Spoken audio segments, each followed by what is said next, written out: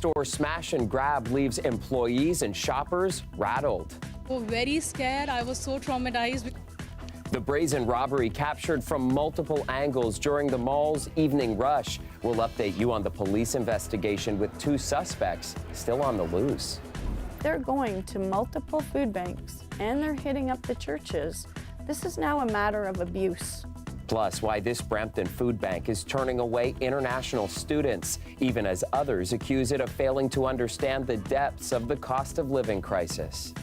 Regardless of the situation that day, I don't believe he deserved to lose his life because his mental health distress was a cry for help. And a mental health response instead of police. Council votes to expand an approach to people in distress, why some say it'll save lives, while others say it creates new problems.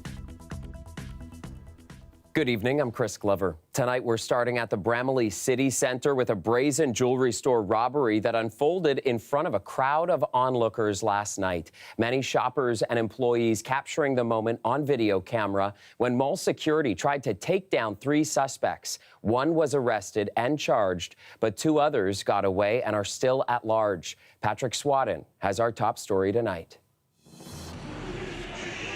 During the evening rush at this Brampton mall, a brazen robbery unfolding yesterday around 6:30. Asia Mowat works at the shoe store across from White Carrot Co. Jewelry. I actually felt scared, you know? It was kind of nerve-wracking. The suspects seen smashing glass cases and packing jewelry into bags. As the robbery unfolds, multiple security guards block the entrance. One asking the suspect numerous times to drop the hammer. As another suspect appears, one jumps onto the counter facing security before he's eventually tackled by a guard. The other 2 suspects escaping on foot. We were very scared. I was so traumatized. This woman works at the cell phone kiosk right outside the store. We agreed not to name her due to safety concerns after witnessing everything up close. They moved one of the person to the back room where they have their safe and everything.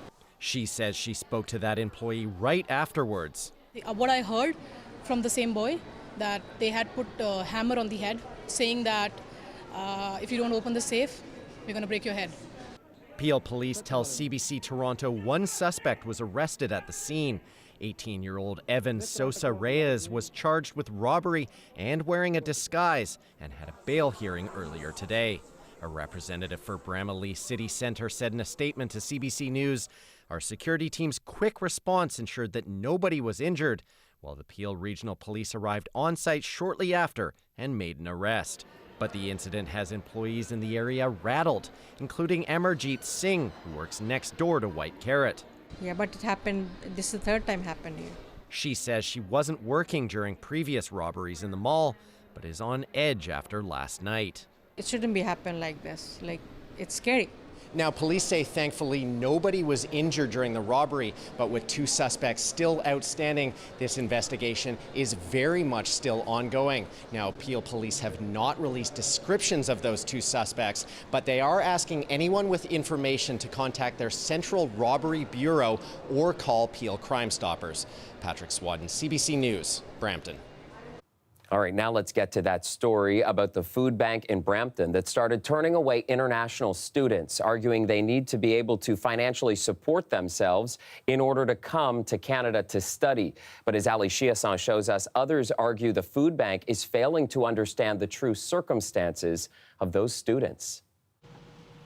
As demand rises, this food bank says it had to make choices. We were kind of overwhelmed by how many groups were showing up day after day. Situated in Brampton, a city with many international students, the St. Louis Outreach Center started turning them away, citing the federal government's own rules. To be eligible to study in Canada, you must prove that you have the funding to support yourself. If they're going to multiple food banks and they're hitting up the churches, this is now a matter of abuse.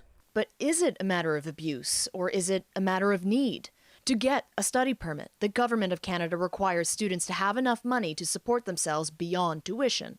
But For most of the country, including Ontario, that number is $10,000 each year, or $833 a month. It just feels like these food banks don't quite understand the crisis many of these students are in. Students can work to supplement their income, but there are limits. A lot of these students' financial situation was also based on them thinking they could work 20 hours a week, and they just cannot find work. So now the funds they had were running out. Another food bank in the area says it never turns international students away. But the man who runs it is giving those that do the benefit of the doubt, saying they may be misinformed and trying to protect their supply. But he says something needs to change because they're seeing an influx of international students too. On a weekly basis, we have 150 kids. It is challenging, it is growing, and it is growing at a pace we need to really look into that. A matter made more pressing with so many now in the same situation. Ali Chiasson, CBC News, Brampton. Toronto fire crews remain on scene of a 5-alarm fire tonight. It broke out over 12 hours ago, just after 10 a.m. at an industrial building near Weston and Rogers Road. The fire has extended through the roof. We've experienced a partial, at least, collapse of the roof. There's some concerns about the stability of the outside walls. So that's another one of the reasons why we operate in defensive operations. So our firefighters are not inside, they are outside the potential collapse zone so that they're kept safe. Firefighters are trying to ensure there are no hot spots, and at its peak, 22 fire vehicles were needed to fight the blaze. 10 trucks remain on scene tonight, and Toronto Fire says the building's close proximity to CP rail tracks made it difficult for crews to access the building. No one was injured, but crews expect to remain on scene for the next 10 to 12 hours, and it is still being treated as an active fire. All right, popping outside for a live look at the city tonight, and it is 6 degrees right now, mostly clear skies tonight. Nick Cernkovich is in for Colette. And Nick, what are you keeping your eye on? Well, Chris, we'll start with temperatures, because all in all, not too bad for November 9th. We're looking at temperatures that hit the double digits today. Now, to put that in perspective, the average for this time of year, daytime high that is about 8 degrees. 10 is what we hit in the city of Toronto. Lots of double digits across the Golden Horseshoe. Now, as we head in through tonight, we're looking at partly cloudy skies tomorrow. Mainly cloudy skies to partly cloudy skies. Through the afternoon, we're looking at a little bit of light shower activity, mostly to the north of the GTA. We've got a slight chance of seeing that in the city itself.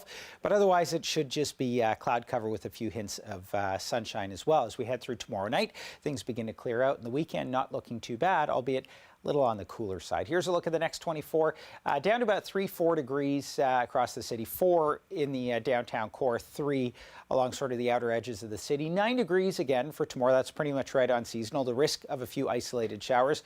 But then we've got a cool down on the way as we head into the weekend. We'll have your full 5-day forecast coming up. All right, Nick, thanks a lot. Now to an update on a fatal shooting investigation from the summer. Toronto police is now looking for a second suspect in connection to a shooting in the East End from back in July. We have made attempts to locate this individual. We have spoken with people that are familiar with him. Unfortunately, at this time, they have been uncooperative, and we have not located him. And as a result, I am here before you today.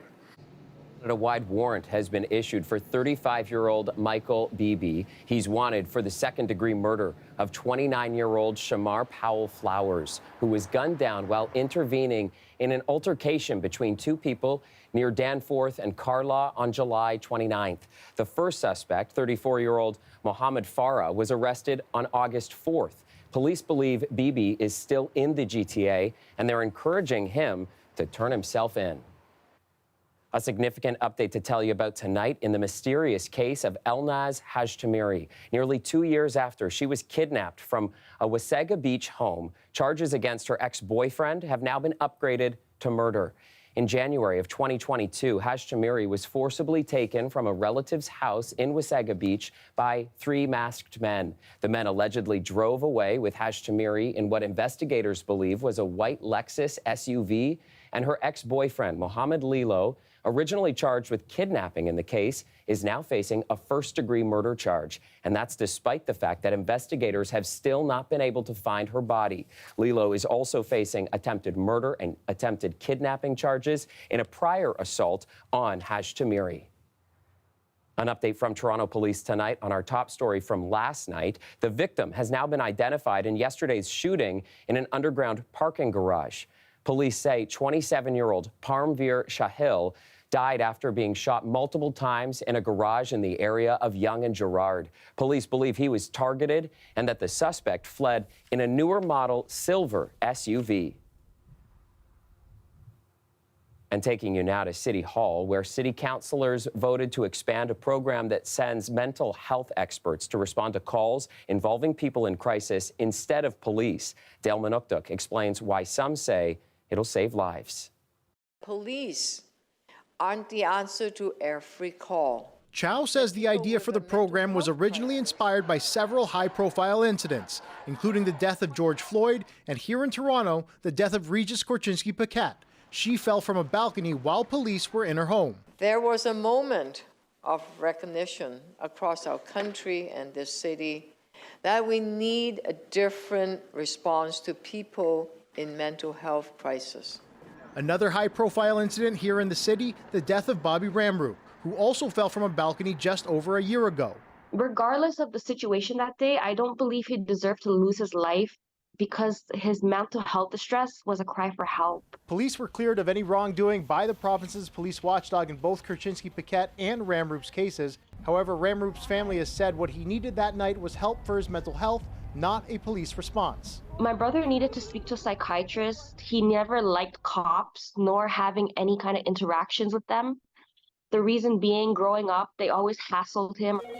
According to city staff, the program received nearly 7,000 calls for service in its first year. More than 3/4 of calls diverted from 911 were resolved without involvement from police. In the long run, it'll save lives, and it'll save the agony of confrontation with the police that we don't need and the police don't want. Council's direction today would see the service not only expand citywide, but also officially become the city's 4th emergency service, along with police, fire, and paramedics, though not everyone's on board with that part of the plan. We're told by our staff that there's no plan to issue uniforms, speedy cars, flashing lights to the people that will respond to mental health crises. Yet we're turning around and saying that it's the 4th emergency service in the city. I think that's a big thing to live up to. Still, the plan did pass unanimously in the end. According to a staff report, the program will cost close to $35 million a year to run. The city is asking the province to pay for 3/4 of it. The province did not say directly if it was open to that, but said in a statement, "We look forward to working together with the city to identify solutions that protect services and frontline workers, avoid new taxes, and put Toronto on a path towards long-term financial stability." Some other notes from this 2-day council session: Toronto voting to formally request that the federal government take more action on the refugee crisis. That includes asking the feds to open up federal armories and set up a reception center for refugee claimants. The city also pushing forward with a waterfront transit project, approving $63 million for planning and designing of the line. That despite the fact that the project remains unfunded by upper levels of government. Dale Manukduk, CBC News. Returning now with a story about a Toronto man's passion to preserve the stories of Canadian veterans. After Zach Dunn discovered his late grandfather served in World War II, he set off on a mission to create mini documentaries so veteran stories of service don't get forgotten. With Remembrance Day on Saturday, our Talia Ricci sat down with him to find out more about his project. This is my granddad, John Lionel Williams, and this little adorable thing is me. My granddad was a World War II veteran, and he passed away when I was about 3.5. The reason why I wanted to kind of start interviewing veterans is really because of him. He served in the British Airborne from 1939 all the way up to 1945 in Northern Africa and Germany and France as well. But since he passed away when I was about 3.5, I didn't get to know any of his stories. So what I did was I wanted to make sure my family heirloom, all these stories were safe for, my future kids, my future sort of family. So I interviewed my 6 aunts, my 2 uncles, and my mom to learn a little bit about him, and that's how I found out he was a World War II veteran. And he was born in 1921, and I was like, he would have been 100 in 2021. Is there more veterans out there? Is there more World War II veterans in Canada? Marjorie Drexler, Andy Barber. Tell me a little bit about the series itself. Where do you post it? How long are these stories? What does it look like? The full mini documentaries are anywhere between 20 minutes to 40 minutes. And then these short clips I try to post every single day on TikTok. So anywhere between 30 to 40 seconds. And what I want to do with these videos is just reach as many people as I can, because the younger generation, the next generation can watch these videos instead of just reading them in a book. I want people out there to sit and experience what I experience when they, watch these stories. I had a bullet go through the brim of my SEAL helmet, and I felt the air of the bullet on my ear. What are some of the things you've learned about the power of sharing stories? Are you coming across people who maybe haven't shared some of the things that they're sharing with you before, even to their own family members? Definitely. That's been one of the most surprising things. I've talked to veterans, especially from the Korean War. It's really known as Canada's forgotten war, unfortunately, and I really want to change that. I've met with 3 Korean War veterans so far, and when I speak with them, they tell me, Zach, you're the only person I've told these stories to, not even my kids or grandkids or great-grandkids. So that's something that's really special to me, them being so open to stuff that they've seen that have been so horrifying, or stuff that might be they're not really able to share with anyone else until you really dig deep and ask those deeper questions. So it's been a fantastic experience. Like I said, from World War II and the Korean War, these are the greatest generations, and I really want to make sure that these stories aren't forgotten. How old will you be? 103. And so this isn't your full-time job. This is like a passion project for you. How do you hope, or how do you see it growing in the future? I'm a one-man show. I interview all the veterans, I contact the Legions, I film everything myself, I edit it all myself. I know I can't do it all myself anymore. I really want to have history, passionate individuals, all over Ontario, all over Canada, and eventually all over the world that can sit down with these veterans, send me all the videos, and we can post them and share them. That's my goal, right? I feel like I am bridging a little bit of 2 generations together, and I just want to keep doing that all over Canada, and my goal is all over the world to meet these veterans. These stories, maybe 3, 4, 5, 6 years from now, are not going to be there anymore. I really want to make sure that these are saved. I'm just so grateful for everything that they sacrificed, everything that they gave for our freedoms, really. Now to a new campaign to tell you about tonight, reminding drivers to properly prepare for snow and ice. It's the re-education that we do every time the winter weather approaches, and that is that you have to slow down, give yourself more time to get to the destinations that you would normally not even think about. So if it takes you an hour normally, you should be giving yourself 2, because snow and ice are slippery. CAA and OPP and Toronto Police launching a campaign reminding drivers to install winter tires, check your car's battery, and stock your vehicle with an emergency kit. Officers also recommend keeping your tank at least half full at all times. Police also reminding people it is now illegal to pass snow plows working on Ontario highways. And with cooler temperatures coming, let's get back to Nick. At least we're seeing some clear skies tonight, Nick. Well, Chris, not a whole lot going on the weather front. Really, it's the temperatures that are going to be the story driving our weather into the weekend. And we look at the headlines through tomorrow, still looking at seasonal temperatures. Gusty winds, though. It's going to be a little breezy through the next 24 to 36 hours. And then as we head into the weekend, things begin to clear out, but temperatures begin to fall as well for Saturday and Sunday. Here's a look at the bigger picture. Now, the freezing rain and the ice pellets that we saw a couple days ago, that's pretty much pushed off to the east. In behind it, we're just trailing in some of this colder air. We've got a few light, isolated showers in the forecast for tomorrow afternoon and even through the overnight period. This basically kind of clears out by tomorrow night. Looking at a mix of sun and cloud to mostly cloudy skies tomorrow, about a 30% chance of seeing some isolated showers. By Saturday, it does begin to clear out. You'll still notice a few bands of cloud as the winds shift to the north there. So some areas are going to see more in the way of cloud cover than others, but generally it clears out by Sunday, and by Saturday night, Sunday, we've got mostly sunny skies. Windy conditions, though, wind gusts up to about 40, even 50 kilometers per hour through about the next 24 hours. They begin to ease off as we head into Saturday and Sunday, but still looking at wind chills that will be down around -8, at least through tomorrow night as the temperatures dip down. Now tonight, we're looking at overnight lows of 3-4 degrees across the GTA, so we're above the 0 mark, basically right across the board there. But not the case as we move through the long-range forecast. Now, tomorrow 9, and then as we head into Saturday, we're looking at a high of just 3 degrees. So we've got those temperatures dropping. Overnight lows at the freezing mark. Pair of 3s as we head through the weekend. And, of course, Remembrance Day, warm up into next week, but a little bit of cloud cover to boot. All right, Chris. thanks, Nick, and we will be right back. Returning now to take you to a new exhibit at the Aga Khan Museum that's celebrating its Canadian debut, the immersive art experience combining gardens and jazz to show an idealized future. The public should expect to see an exhibition like they have not seen before, because this exhibition, I think, is like describing a piece of jazz music. You have to experience it and hear it to really understand it. Pretty good plug there. Inspired by the legacy of late jazz artist Yusuf Lateef, artist Shahzad Dawood transformed Lateef's book, Night in the Garden of Love, to create this exhibit by the same name. And the display is a futuristic garden meant to showcase artificial intelligence, virtual reality, and music. And the botanical exhibit runs until May of next year. All right, ending the show tonight with a bit of fun at the University of Toronto Mississauga campus, launching a new game studies program by transforming part of the campus into a play zone. 3, 2, 1, go!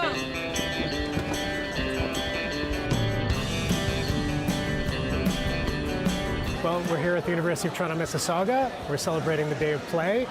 It's a celebration of play and games that's taking over campus.